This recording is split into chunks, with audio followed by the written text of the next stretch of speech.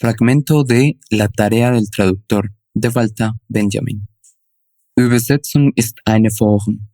Sie als solche zu erfassen, gilt es zurückzugehen auf das Original, denn in ihm liegt deren Gesetz als in dessen Übersetzbarkeit beschlossen. Die Frage nach der Übersetzbarkeit eines Werkes ist doppelsinnig. Sie kann bedeuten, ob es unter der Gesamtheit seiner Leser in seine zulänglichen Übersetzer finden werde, oder, und eigentlicher, ob es seinem Wesen nach Übersetzung zulasse und demnach, der Bedeutung dieser Form gemäß, auch verlange. Grundsätzlich ist die erste Frage nur problematisch, die zweite apodiktisch zu entscheiden.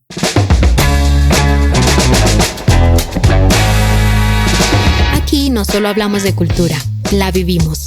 Este es el espacio donde Colombia y Alemania se encuentran para compartir historias, tendencias, experiencias y preguntas que van más allá del idioma. En cada episodio exploramos temas que nos conectan como humanos y lo mejor, lo hacemos de la mano de invitados que tienen mucho por contar. Bienvenidos a Wordful, un podcast lleno de palabra. Dale play y acompáñanos en esta aventura cultural. Hola y bienvenidos una vez más a un capítulo de Wordful Podcast, un podcast lleno de palabra. Los saluda Juan Pablo y hoy vamos a tratar un tema que, bueno, si bien en otros episodios hemos hablado de él un poco por la tangente, hoy nos vamos a meter de lleno y es la traducción. Y específicamente en algún momento llegaremos a la traducción literaria, también porque esto suscita muchas preguntas ya en el siglo XXI, por ejemplo, ya con la inteligencia artificial, los traductores automáticos y bueno, de ahí surgen diferentes interrogantes que es, bueno, interesante tratarlos hoy en día, discutirlos y ver qué sale de ahí. Hoy nos acompaña Sebastián Tobón. Hola, Sebastián. Hola, buenas tardes a todos los que están escuchando y un placer estar aquí para discutir sobre este tema tan importante. Y hoy tenemos dos invitados muy especiales. Juan Felipe Zuluaga, él es licenciado en lenguas extranjeras, inglés, francés, muy fuerte pues en ambas lenguas, y es también magíster en traducción. Ha trabajado temas como la sociología del traductor, ¿no? El rol del traductor también en la sociedad, cuál es su papel como dentro del mundo de los oficios, también enseñanza de lenguas adicionales y muchos temas más, también perfil polifacético. Y tenemos también a Alejandro Rivera, él es filólogo hispanista, ha trabajado con diferentes lenguas, el inglés, el danés, el alemán también desde la perspectiva de la traducción y enseñanza de lenguas adicionales. Bueno, bienvenidos a ambos. Muchas gracias. Perfecto. Como les contaba, hoy el tema es la traducción y aunque uno da por sentado el tema de traducir, es decir, agarrar unas palabras de una lengua y ponerlas en otra lengua, en realidad eso tiene muchos mecanismos atrás y hay muchas problemáticas, incluso también en su propia definición. Uno cómo traduce uno cómo define la traducción, qué significa traducir y también al final del día, qué hace un traductor. Les lanzo esta primera bomba para que empecemos a conversar y veamos qué sale también de allí. ¿Qué es traducir, Sebastián? ¿Cómo lo definirías en una frase, en una palabra? No, pues la verdad, yo no soy un experto académico en la traducción o en las teorías de la traducción. Yo me he dedicado a la traducción en términos prácticos, pues a la traducción académica, de ensayo. Y pues este año hice como mi primera experiencia con la traducción literaria justamente alrededor de nuestra antología, pues Profanaciones, acerca de la obra de Rilke. Esta es una pregunta que yo me he hecho hace tiempos porque justamente desde que empecé a aprender alemán con cierta seriedad, como que uno de los mecanismos o las herramientas que empecé a utilizar para aprender el idioma fue traducir, ¿sí? Y me parece interesante verlo desde esa perspectiva porque no suele ser, digamos, ni algo recomendado en términos pedagógicos, ni una especie como de actividad, no sé, que se sugiera dentro de los cursos de idiomas, qué sé yo. Bueno, hace mucho tiempo pues empecé a traducir de una forma muy espontánea y muy, pues si se quiere, pues amateur. Y en esa, digamos, como en esa búsqueda de conocer el idioma a través de la traducción, pues también me hice la pregunta, porque ¿qué significa entonces traducir, no?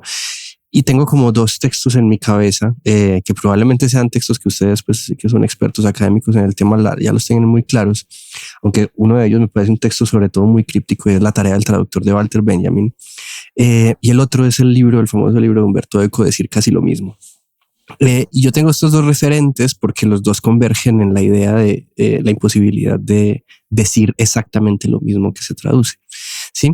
Entonces, traducir en esos términos, digamos, es un ejercicio muy interesante de renuncias y de negociaciones, pero también de recreaciones, ¿no? Que a mí me parece muy interesante, ¿no?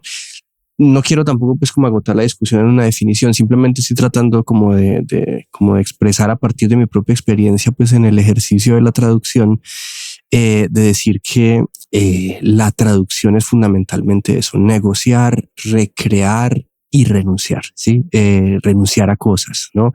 Intentar decir casi lo mismo, intentar regirse por las reglas del original, pero también al mismo tiempo haciéndole un cierto duelo a la absoluta autenticidad de lo que se quiere decir, ¿sí? No sé, por ahí lo dejo. No sé, los demás. Bueno, no sé, Juan Felipe o Alejandro. Alejo, a ver. Pues ahorita que menciona Sebastián lo de renuncias y negociaciones, me haces pensar, ya que fui discípulo de Juan Felipe, me quedó también resonando algo que hablamos en clase.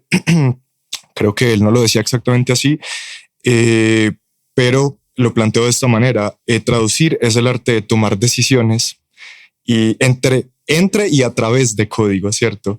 Unos códigos que están cifrados en muchos niveles, lo lingüístico, lo cultural y en el caso de la traducción literaria también lo estético. Entonces es encontrar un balance entre muchos códigos, muchos niveles, pero tomando una serie de decisiones a cada momento que van a ser determinantes en el resultado final de cómo se va a transmitir el texto que queremos llevar a otro público.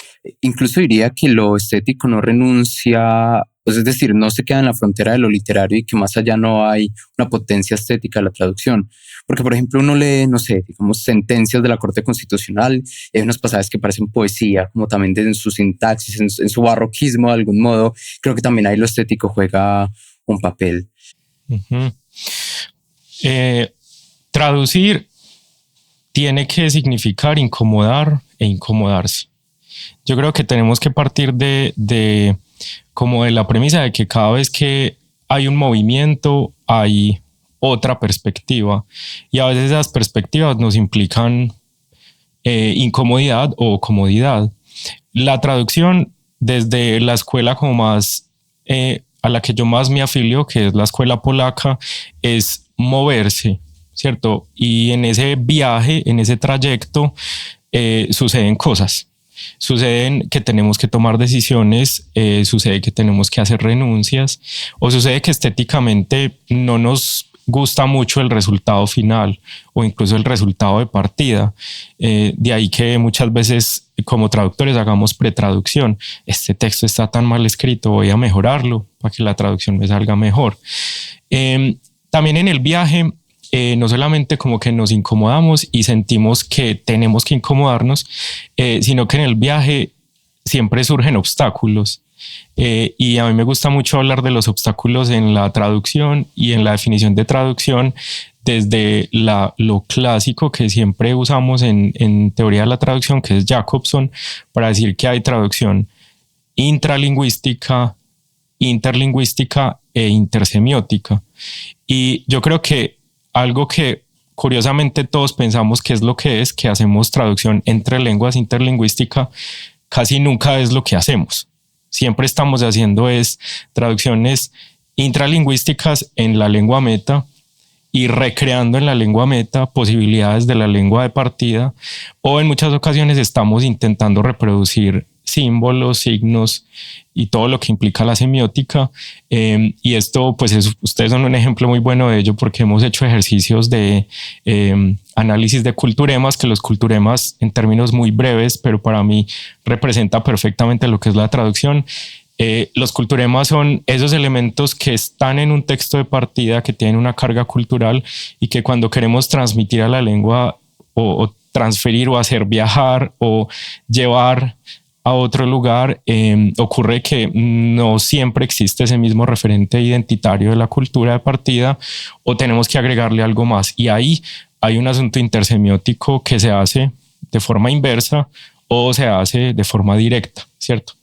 Entonces, yo creo que recogiendo un poco lo que ustedes han venido diciendo, la traducción siempre implica movimiento y la traducción siempre implica viaje. A veces hay viajes como más astrales que otros o hay viajes como menos largos y otros muy largos, pero creo que la traducción siempre es una posibilidad.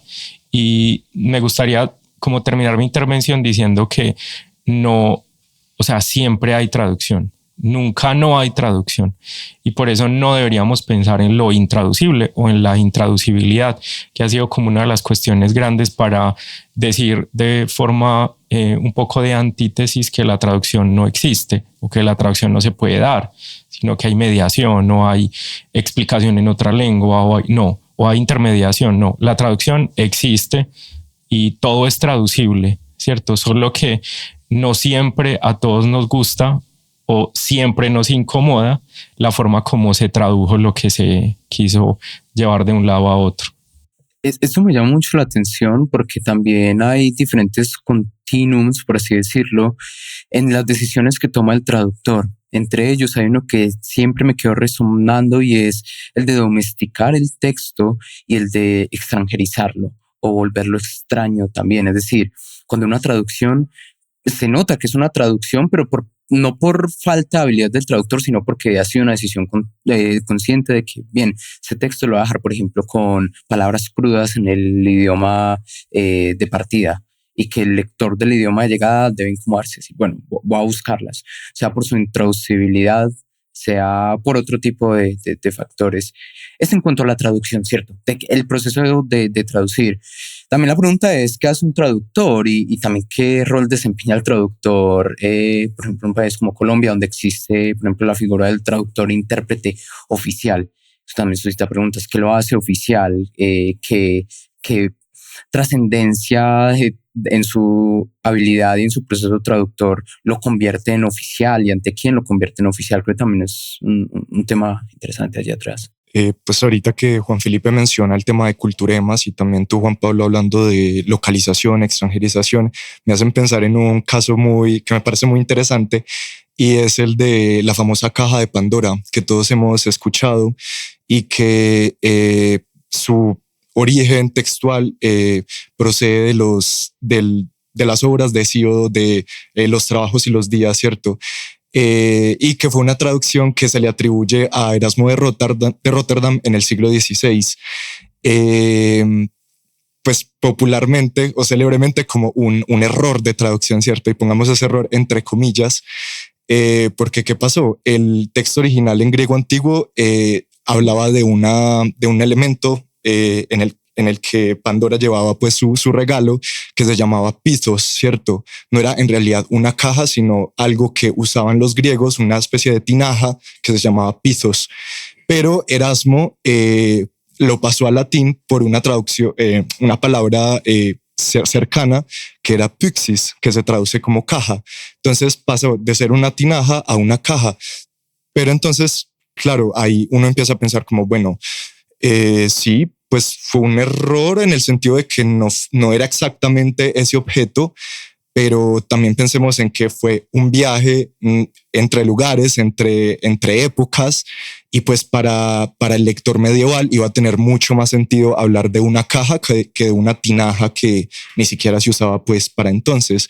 Entonces ahí es interesante como empezar a imaginarse como o a replantearse el tema de qué es un error realmente en traducción y qué responde más bien a esas necesidades de adaptación entre códigos. No, y más hoy en día que tenemos los traductores automáticos, que tenemos acceso a un montón de repositorios, de diccionarios, de glosarios, etcétera. Ahora imagínate un trabajo en la Edad Media, donde el ejercicio como de erudición era más o sea, el ejercicio de traducción requería cierto nivel como de erudición, como de conocimiento de textos antiguos, cosas así, y al final pues eso no lo hacía, o no blindaba a la persona de cometer errores, incluso esos errores se vuelven cánones, por así decirlo, como lo que vos decías, o también pues muchos casos que por ejemplo le critican a San Jerónimo en su traducción de la Biblia Vulgata. Uh-huh. A mí me parece que eso tiene mucho sentido y en alguna medida la traducción o toda traducción es una especie de cicatriz, ¿no? Y como toda cicatriz tiene su historia, ¿cierto? Y puede ser una historia feliz o una historia no lograda o una historia compleja o una historia de incomprensión o una historia de malinterpretaciones, ¿cierto? Pero como historia, y yo creo que ahorita podemos discutir eso respecto de las nuevas herramientas de traducción, digamos, como historia tiene una dignidad propia en la que, digamos, es claro discernir el ejercicio de intentar conservar la legitimidad del texto de origen y también la intención de hacer comprensible a su época y a su gente una cierta información. Eso me parece muy interesante, ¿no? Que en toda traducción siempre se mueve uno como en esas dos dimensiones, en la dimensión de intentar conservar una legitimidad del pasado, pero también afirmar la legitimidad del presente, ¿cierto? Y eso pues tiene mucho que ver con la misma metáfora que Walter Benjamin usa, ¿no? Que es como que el traductor es como ese famoso reconstructor oriental de tinajas que lo hace con oro, ¿no? Y entonces en la tinaja nueva siempre es posible reconocer el quiebre de la tinaja o del florero, bueno, no sé, una cerámica. Creo que es de lo que él habla.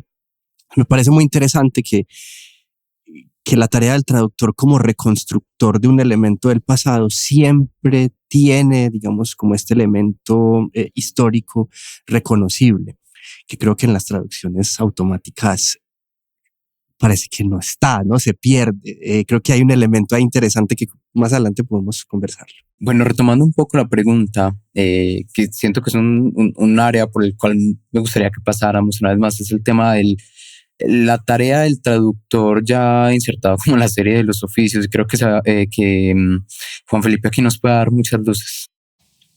La tarea del traductor o el rol social o el rol del traductor, pues yo creo que es muy complejo delimitarlo sin primero hablar de las posibles modalidades y como tipos de traducción que se hacen en la cotidianidad.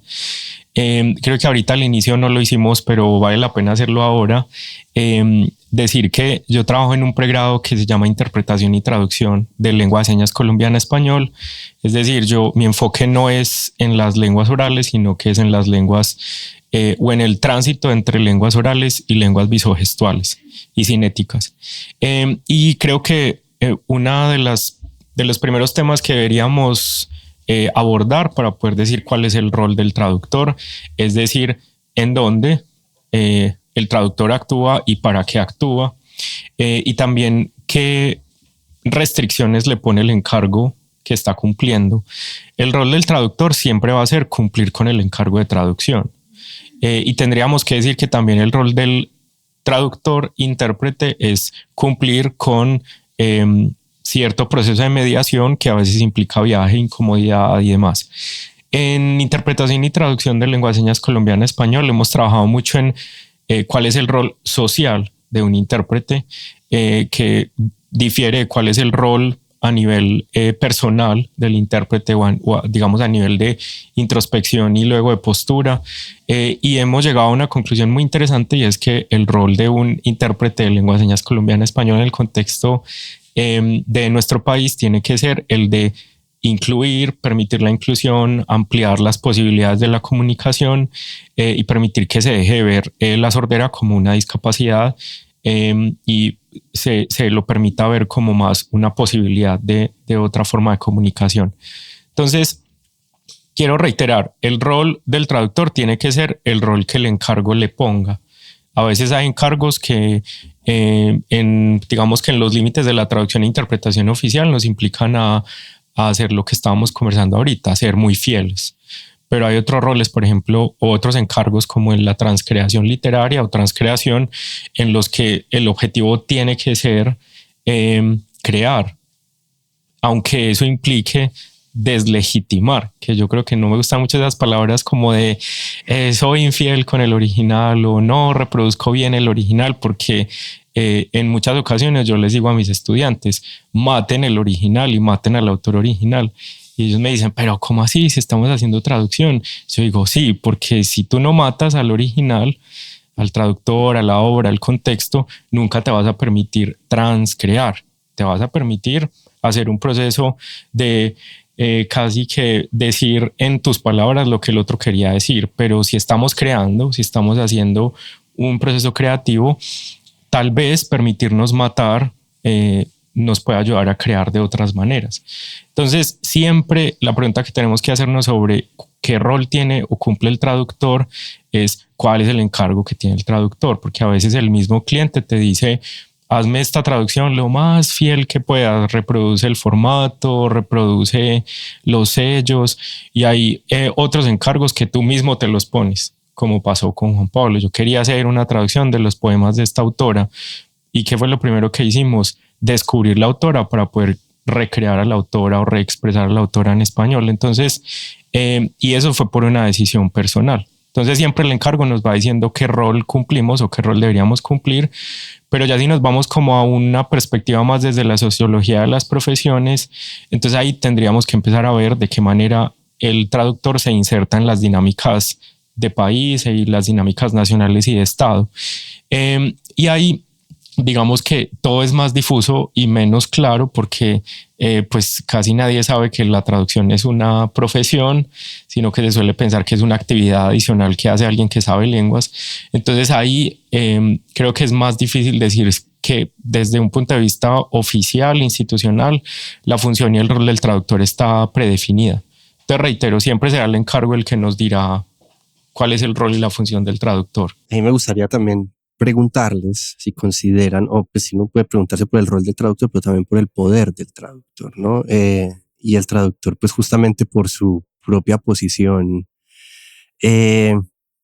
llamémosla intercultural, o pues tiene un poder, ¿cierto? Tiene un poder grande, un poder social, un poder político, un poder de decisión, un poder de mover las cosas en cierta dirección, qué sé yo, pues esto es como agenciamiento. Sí, ajá. Pienso, no sé, la Malinche, traduciéndole a Cortés, ya, qué sé yo, ¿no? Y la maldita Malinche. Sí, que la quieren negar también en ciertas historias de la conquista, es muy curioso. Pero bueno, no sé si ustedes consideran que hay un poder en traducir, ¿no? Hay un gran poder o no. Es que la materia de trabajo del traductor, al ser las lenguas, tiene que ver un montón con factores sociolingüísticos, ¿cierto?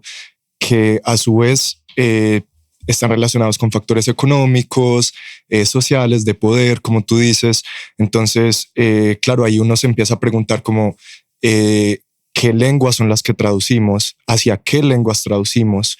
En un país como Colombia, con una diversidad lingüística tan amplia, con 68 lenguas indígenas, ¿qué trabajos de traducción, por ejemplo, se están haciendo en esas lenguas? Ya que hablábamos también de la lengua de señas, que está ahí como en ese paquete de lenguas, digamos, en posición minorizada frente al español.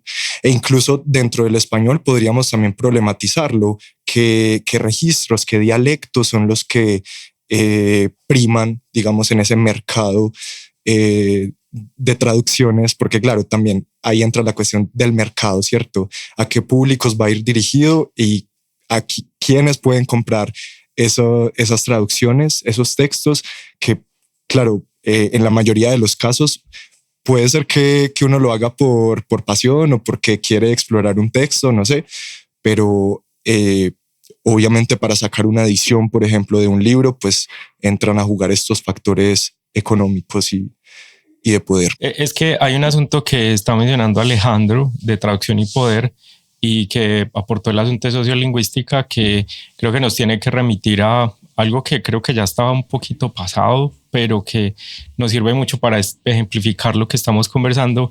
Y es que siempre que hablamos de la relación entre traducción y poder, tenemos que hablar de la relación entre lengua y poder, y sirve mucho el sistema gravitacional de Calvet para decir que hay una lengua hipercentral, unas lenguas centrales supercentrales, periféricas, y que obviamente el posicionamiento, agenciamiento incluso del traductor desde traducir de una lengua supercentral hacia una lengua periférica, periférica o hipercentral va a ser diferente. No es lo mismo que yo diga soy traductor del español al inglés y viceversa, o soy traductor del francés al inglés, que suelen ser lenguas con un poder importante, a el caso mío, soy intérprete de lengua de señas hacia español, ¿cierto? Una lengua tremendamente periférica con una lengua central.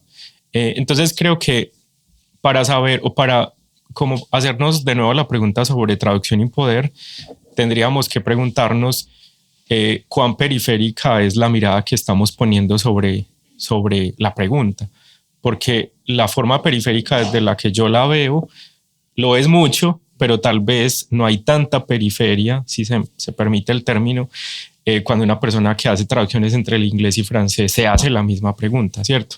Porque hacerse la pregunta sobre cuánto poder tiene el traductor implica también decir cuánto poder tiene la lengua y la variante de esa lengua a la que estoy traduciendo o desde la que estoy traduciendo. Y luego, hablar de poder en el contexto de la traducción implica también postura, cuál es la postura como traductor, y necesariamente va a implicar pues cuál es el impacto que yo quiero o no producir con las decisiones que tomo desde esa postura.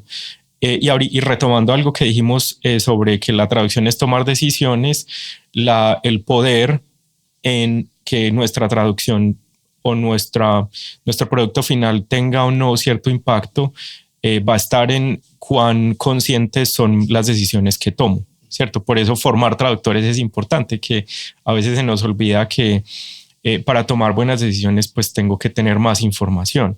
Y a los traductores, digamos que curiosamente, históricamente, se les adeuda en Colombia formación, sobre todo en las lenguas periféricas, pero en general. Solo tenemos un pregrado de lenguas orales y 4 pregrados de lenguas visogestuales cinéticas al español.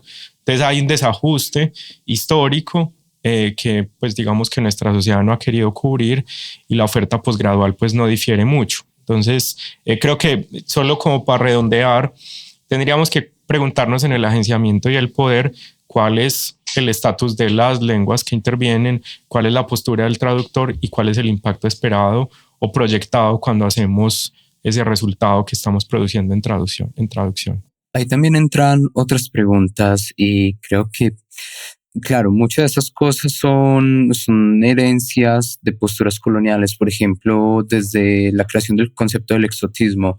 Entonces, estas lenguas, al ser minoritarias y minorizadas, a la vez si hay un traductor que se encargue de una de esas lenguas al español y viceversa, es visto con cierto exotismo. Mira esto tan oculto, tan enigmático, sin realmente plantear una pregunta detrás de todo lo que está funcionando ahí. Como dices, también el rol de un traductor Colombia, por ejemplo, de una de las lenguas indígenas, una de las lenguas criollas, o lengua de señas colombiana hacia el español, ¿no?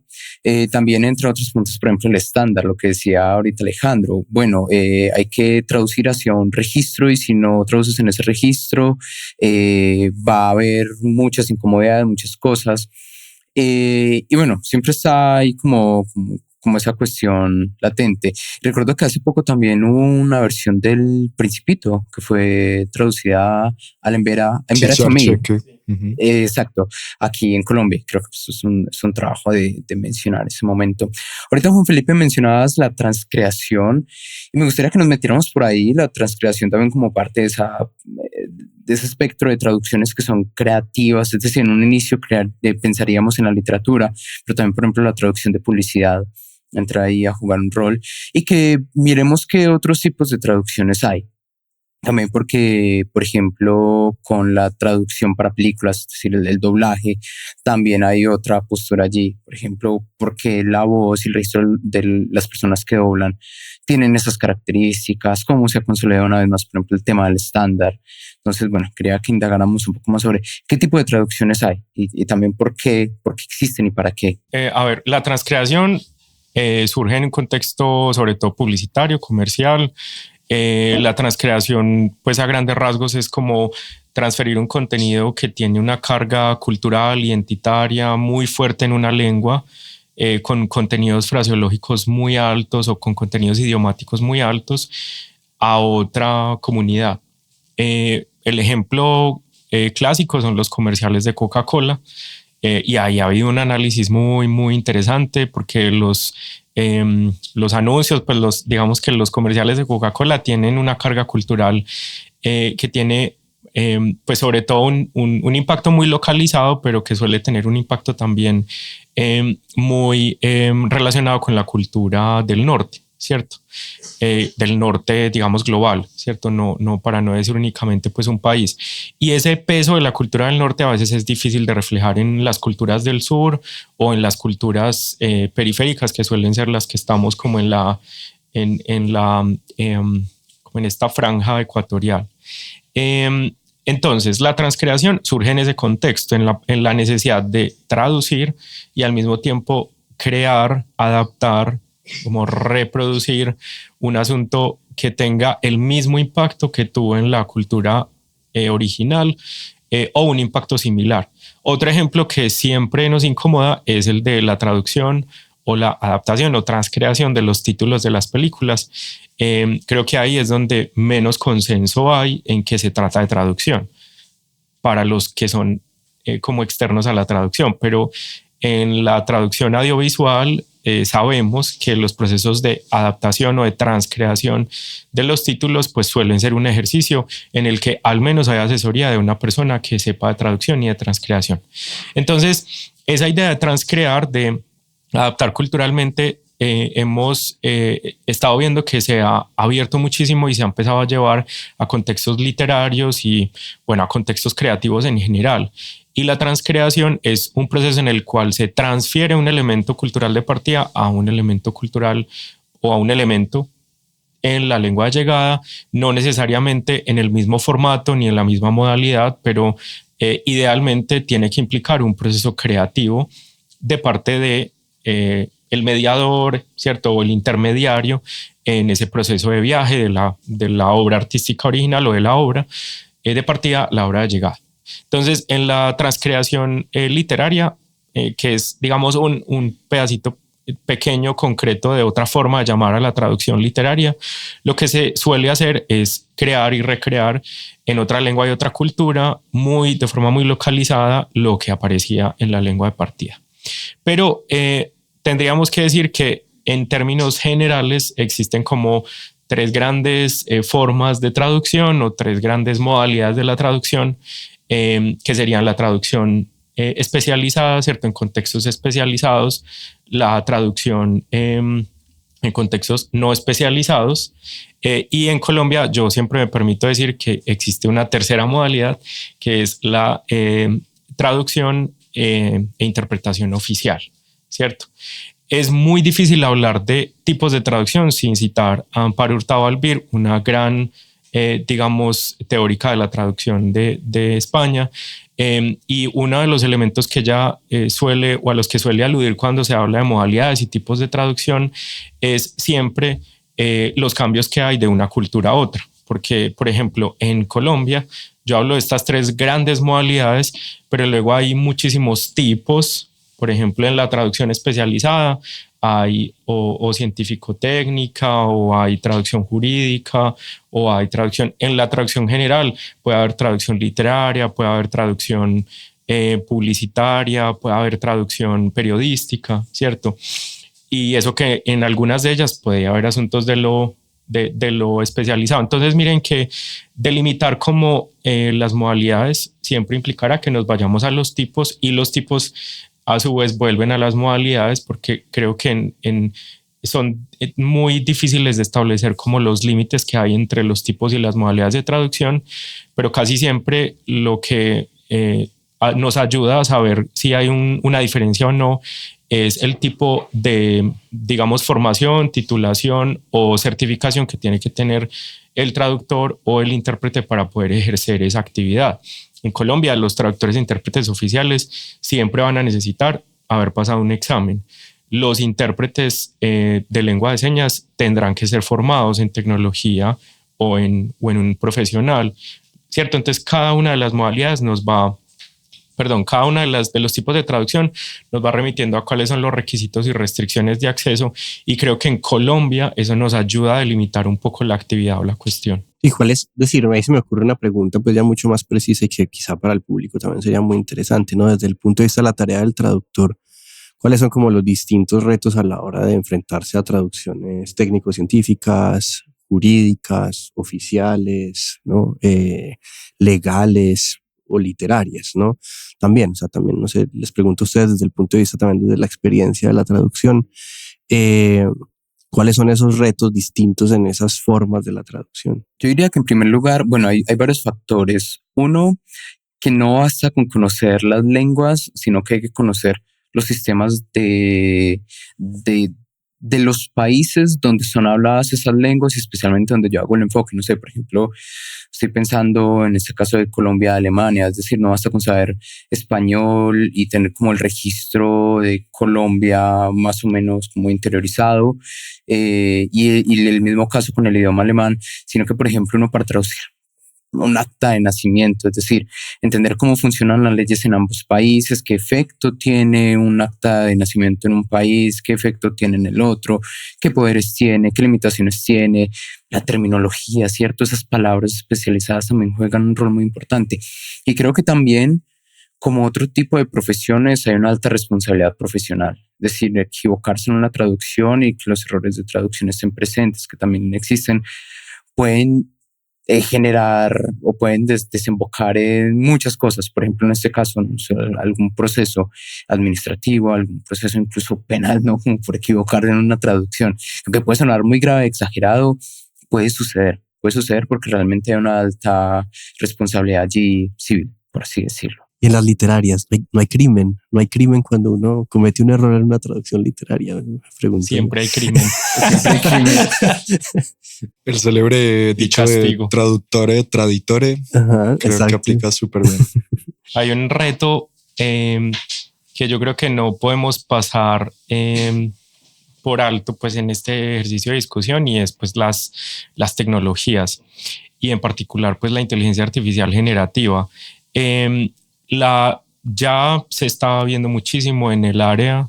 Nosotros que estamos pues como haciendo procesos de reclutamiento y analizando esos procesos de reclutamiento, ya estamos viendo evidentemente que en las lenguas más centralizadas, como más en las que hay más desarrollo lingüístico y de descripción, hay menos posibilidad de que haya una contratación, digamos, estable o medianamente aceptable para los traductores.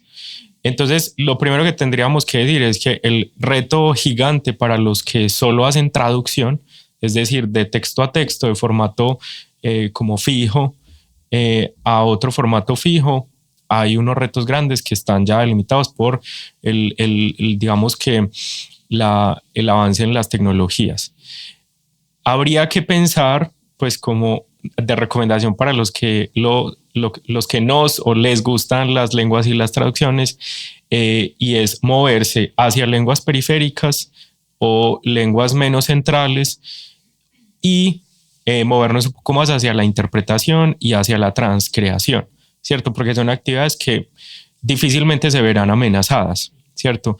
Entonces, un reto gigante es hacerles ver a los estudiantes que el enfoque no debería estar en ser muy buen traductor, ¿cierto? Sino que el enfoque debería estar en ser tal vez un muy buen intérprete, un muy buen transcreador o un muy buen terminólogo, lexicógrafo, ¿cierto? Todas esas actividades que están por los lados de la traducción que igual nos están todavía en el medio exigiendo que lleguen.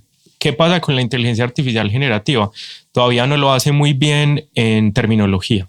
Todavía lo hace muy mal, ¿cierto? No suele hacer una buena gestión terminológica, que es un proceso natural pues en la traducción, o no suele hacer un muy buen proceso de gestión de la calidad o de gestión del proyecto, ¿cierto? Para eso hay otras herramientas que ahora se están nutriendo con inteligencia artificial, pero todavía hay grandes retos en lo que tiene que ver con esos digamos, procesos que están alrededor de únicamente traducir. Entonces, si te quieres quedar en traducción, la recomendación siempre será, para evadir el reto, vuélvete experto en los asuntos que están alrededor de traducir, o vuélvete muy bueno en otra de las actividades que están también dentro de la cajita de traducir, como interpretar, transcrear, ser terminólogo, ser lexicógrafo, ser gestor de la calidad. Estoy de acuerdo en que la parte terminológica, como ustedes lo mencionan, es fundamental y uno no creería, pero incluso en cosas que aparentemente no son tan técnicas, por ejemplo, recientemente tenía que traducir, pues tenía que decir como escuela primaria, ¿cierto? Escuela elementary school, como se dice en inglés, en alemán. Pero entonces, si lo vas a decir para Alemania, sería Grundschule. Pero si en Austria dicen Volksschule. Entonces, como, pues parece algo, una diferencia súper pequeña, pero si lo necesitas para un documento legal o yo qué sé, pues conocer esas pequeñas diferencias en lo que decías tú, Juan Pablo, de los sistemas, incluso los sistemas políticos, sociales, económicos de las diferentes regiones, pues va a ser decisivo. Igual yo tengo ahí como la duda de, listo, o sea, cuando se trata de traducciones de formatos más o menos estandarizados, no sé, entre lenguas, y creo yo pues que en ciertos o en ciertas funciones específicas, no sé, jurídicas, legales, administrativas, creo yo que, digamos, ahí puede tener mucho sentido el hecho de que exista traducción automática a través de inteligencia artificial, ¿cierto? Claro, uno puede decir, la traducción literaria también es una traducción de texto a texto y de formato a formato, pero uno ahí todavía tiene que seguir cavando y haciéndose la pregunta de, bueno, pero es que, ¿qué hay detrás de la traducción de la inteligencia artificial de un texto literario, ¿no? ¿Qué es lo que se pierde? Y si eso que se pierde es algo que nos tiene que seguir preocupando, ¿no? ¿Cierto? O sea, o si es algo que tenemos que seguir, no sé, quizá tengamos que crear una nueva profesión, la del traductor crítico, que sea el que revisa las traducciones de la inteligencia artificial, ¿no? Justamente en términos literarios, en términos terminológicos. Y esa podría seguir siendo una función pues como interesante, ¿no? Haciéndole notas al pie a la inteligencia artificial, ¿no? Decir, no sé, estoy tratando como de pensar también críticamente a futuro lo que se viene, pues. De hecho, creo que ya hay un proceso que hace algo parecido, que es la posedición, si no estoy mal, que es entregarle el texto a un traductor automático, una inteligencia artificial generativa, agarrar el texto y hacer las correcciones que queden al lugar, en terminología, en sintaxis, etcétera. Lo que optimiza mucho en términos de tiempo la traducción y la tarea del traductor. En ese sentido, y también con todos estos retos que estamos comentando, yo quería preguntar, ¿por qué vale la pena seguir traduciendo? Ya no solo a nivel general en el mundo, sino también en Colombia, porque hay que traducir en Colombia, porque hay que retraducir literatura, es decir, también qué marca ahí quieras, o bueno, llámese por ejemplo a modo de resistencia, a modo de identidad, a modo de cualquier otro mecanismo de por qué debería existir esa validez para seguir traduciendo hoy en día. Hay pues tenemos que saber que traducir no es solo un arte, ¿cierto? Porque a veces lo ponemos así, como esa forma idílica, qué bonito es traducir, cómo se ven de hermosas esas traducciones de esos poemas. Pero no, la traducción y la interpretación son ambas actividades que necesitamos en el día a día diplomático, en el día a día migrante, en el día a día de los servicios sanitarios. Es decir, la traducción, sobre todo para nosotros que somos un país mayoritariamente monolingüe, se nos hace complejo verlo como una necesidad, pero la verdad es que lo es, ¿cierto? Así como lo es ser médico, ser abogado, ser traductor, es una actividad que necesitamos en muchos espacios. Les pongo el ejemplo más rápido del contexto de Medellín, y es que hay una cantidad gigante de extranjeros que están yendo a los hospitales y de extranjeras que están yendo a quirófanos y están contratando ahora intérpretes que estén in situ para hacer esos procesos de mediación. Entonces ahí ya hay una necesidad comunicativa que simplemente nos ayuda a responder la pregunta, ¿vale la pena seguir pensando en traducción?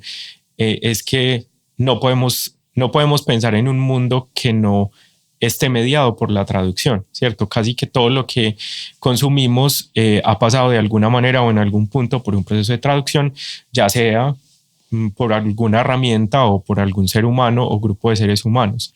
Entonces, vale la pena desde el punto de vista de que igual y se sigue necesitando. Pero lo segundo es, vale la pena seguir pensándonos como la forma clásica de hacer traducción, y yo diría también, ¿cierto? Porque la forma clásica de hacer traducción no solamente es un acto de rebeldía y de resistencia, sino que en ocasiones se convierte también en una necesidad de mantener el secreto, de mantener el anonimato, de no manipulación de la información por medios digitales. Yo creo que nos podemos imaginar o podremos suponer, yo podría suponer, no tengo los datos exactos, que si no hay herramientas de traducción automática en las fuerzas militares, in situ, a las que nadie más tiene acceso, entonces hay un ejército de militares allí haciendo traducción, porque si no, ¿quién les hace ver esos mensajes codificados a personas que no tienen acceso a esas lenguas? Entonces siempre habrá necesidad de traducir, solo que hay muchas traducciones que no vemos. Yo me encontré una vez, hace muchos años, con un profesor que hacía traducción de tanques de guerra, pues como de todo lo que se usa en el contexto militar de guerra fuerte. Y él me decía, lo primero que yo tengo que hacer es enviar una carta sellada firmando el contrato de secreto profesional, y las traducciones que yo hacía las podía hacer en computador y demás, pero nunca podía ni enviarlas por correo digital, todo tenía que ser físico, y luego allá había alguien que lo transcribía. Y esto no fue hace mucho, ya había inteligencia artificial, 4 o 3 años, o sea, estamos en un contexto en el que la traducción se sigue necesitando, solo que cuando estamos en esa superficie o estamos enfocados en traducciones que no están en ese orden de lo secreto, de lo que no conocemos, pues no sabemos que sigue siendo necesario, pero lo es. Y respecto al tema que menciona Juan Felipe del acceso a servicios de salud, servicios jurídicos, añadiría el tema de los hablantes de lenguas nativas. No nos tenemos que ir tan lejos con los extranjeros. O sea, aquí en Colombia ya tenemos a millones de personas que no son hablantes del español y que su derecho es acceder a este tipo de servicios, a este tipo de sistemas. Pero lo que pasa hoy en día es que, claro, como no son hablantes del español, pues sus derechos están viendo vulnerados, y hay una necesidad tremenda de traductores que permitan hacer ese puente entre los servicios y las comunidades. Entonces creo que desde la parte social y desde el mismo tema de los derechos humanos de nuestros conciudadanos, ahí el rol del traductor es fundamental. O sea, yo creo que igual, o más bien yo soy de la opinión de que la traducción es connatural pues a la existencia humana, ¿no? No solamente en términos de las traducciones semióticas, lingüísticas, sino en términos de la propia agencia individual. No sé, yo creo que si uno es muy radical, pues en un sentido casi metafísico, pues o existencial, toda agencia es una interpretación de sí mismo, pues, ¿no? O sea, cuando yo digo voy a hacer esto es porque lo pensé. Y en ese sentido, pues la traducción es como connatural a la existencia, ¿no? Hay gente que dice que, o hay teorías políticas que parten del hecho de que, no sé, todo proyecto político, una revolución política es un proceso de traducción. ¿De traducción de qué? De grandes textos, de grandes ideas, ¿no? O que uno de los grandes problemas políticos que tenemos es el hecho de que tenemos instituciones como, por ejemplo, el Parlamento, que lo que hace es traducir las necesidades del pueblo, ¿no? Es decir, o reinterpretarlas o resimbolizarlas, qué sé yo. Y que ese es un problema ideológico, un problema político. En ese sentido, o sea, el problema de la traducción es siempre un problema presente, que a veces atañe a las lenguas, pero que no siempre. Traducir es interpretar también, pues, y lo que decíamos temprano en el podcast es tomar decisiones, y decisiones que inevitablemente tienen consecuencias políticas y sociales y que van a estar allí siempre. Bueno, en las últimas semanas, tanto en el instituto también como a nivel personal, he trabajado en algunos proyectos de traducción literaria, traducción alemán-español, personalmente pues con Else Lasker-Schüler, una autora también muy relevante en el expresionismo alemán, inicios del siglo XX. También en el instituto hemos trabajado con Rainer Maria Rilke, lo antologizamos, hicimos una antología de su poesía, a través como de un norte temático que era lo sacro y lo profano, ¿cierto? Y de hecho la antología se llama Profanaciones. Y desde ahí pues siempre me ha surgido la pregunta de por qué estos autores y autoras que han sido relevantes también para la historia de la literatura universal y que se han traducido ya en diversas ocasiones, porque es importante volver a traducir sus textos, qué mira de novedad hay allí, y también porque retraducir nos da frescura, por ejemplo. Es que claro, eso entra a jugar otros factores que ya se vinculan más con la literatura, es el por qué una obra llamada clásica nos sigue hablando en todo momento y porque siempre toca fibras sensibles de la humanidad, por así decirlo, que es una experiencia común, humana, y que por eso siempre nos llega. Y sí, una vez más la pregunta, ¿por qué autores que ya han sido muy traducidos vale la pena traducirlos de nuevo y traducirlos aquí en Colombia? O sea, yo creo que la pregunta es muy interesante porque parte un poco del problema central del que hemos hablado en el asunto de la traducción, el asunto de la centralidad o lo central y lo periférico en el asunto de la traducción. Es curioso, pero uno podría decir que una obra robusta como la de Rilke es una obra que no necesita ayuda de nadie, ¿cierto? Es una obra central. Pero cuando uno va y mira, ¿no? El destino de los autores que se denominan clásicos o que son relevantes en la historia de la literatura, pues es una historia más bien trágica, ¿no? Es la historia de la muerte de ese autor o de la especie de el autor se convierte en una especie de elemento sobreentendido en la historia de la creación. Y yo creo que ahí cobra sentido el ejercicio pues, que se ha hecho, por ejemplo, en el Instituto Cultural Alexander von Humboldt, de tomar una obra como esta y en la ocasión de su aniversario, traducirla, antologizarla, realizar una traducción que de alguna manera se apoya en las traducciones ya existentes para superarlas, pero que de alguna manera quiere traer a la vida o traer a la presencia pues una obra como esta. Y yo creo que ahí justamente se respondería a esa pregunta de lo que ya hemos hablado, ¿no? Traducir de alguna manera también implica una especie como de compromiso, si no quiere social, cultural, pero también personal, ¿no? Es una especie de apuesta ideológica de qué se traduce, qué no se traduce, qué creo yo que merece ser traducido, qué no, ¿cierto? Y a veces es una vaina sumamente arbitraria, ¿no? Recuerdo que en la presentación que hicimos con Sila en la fiesta del libro nos hacían esa pregunta. De alguna manera, una de las respuestas iniciales fue por puro capricho, ¿sí? Es decir, traducimos porque queremos y podemos. Entonces, de alguna manera, digamos, o más bien, o sea, eso suena chiste, pero es decir que ese capricho también tiene unas intenciones y detrás de ese capricho también hay un deseo, y es el deseo de que se vuelva a leer, que se vuelva a leer de cierta forma, ¿no? Y en ese mismo proceso nosotros también poder decir o recrear, ¿cierto? O intentar estar ahí en compañía de este autor, poniendo algo sobre la mesa cultural, digamos, de Colombia, pues si uno quiere verlo de esa manera. Entonces me parece pues como que la tarea del traductor en ese caso es comprometerse con algo que cree valioso. Y claro, cada traducción es una creación y una obra relativamente independiente, es decir, aunque tenga un texto base, en realidad cuando uno lee una traducción uno lee más al traductor que al autor original, así el texto haya partido como de un texto ya definido en otra lengua. Creo que eso es un factor muy importante.